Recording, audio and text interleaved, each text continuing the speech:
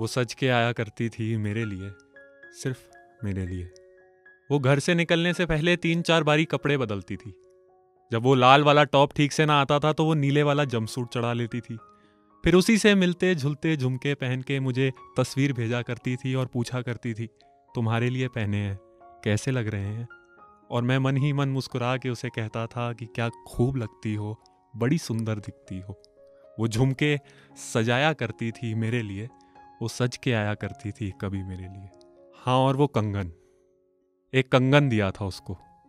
वो कंगन उसकी पूरे दिन नाजुक कलाई पे आराम फरमाता रहता था। आज शायद रकीब खेलता होगा उस कंगन से, और खेलता होगा उन जुल्फों से।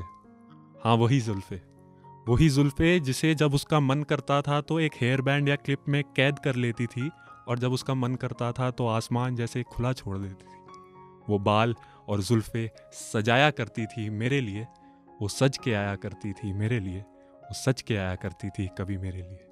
हाँ, और वो खाना जो उसने जल्दबाजी में बनाना सीख लिया था, जिसमें कभी नमक कम तो कभी थोड़ा नमक ज़्यादा हुआ करता था।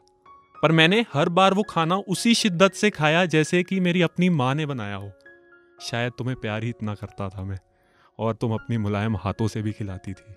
वो खाना बनाया करती थी मेरे लिए, वो सज के आया करती थी कभी मेरे लिए, वो सज के आया करती थी कभी मेरे लिए।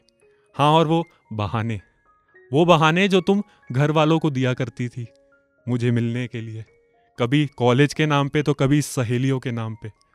तुम भी तो आ जाया करती थी ना मिलने मुझसे। वो मुझसे मिलना और पूरे दिन लेटे रहना मेरी गोद में, वो मुझसे मिलना और पूरे दिन लेटे रहना मेरी गोद में। वो झूठ बोल के घर से आया करती थी मेरे लिए, वो सच के आया करती थी मेरे लिए, वो सच के आया करती थी सिर्फ और सिर्फ मेरे लिए।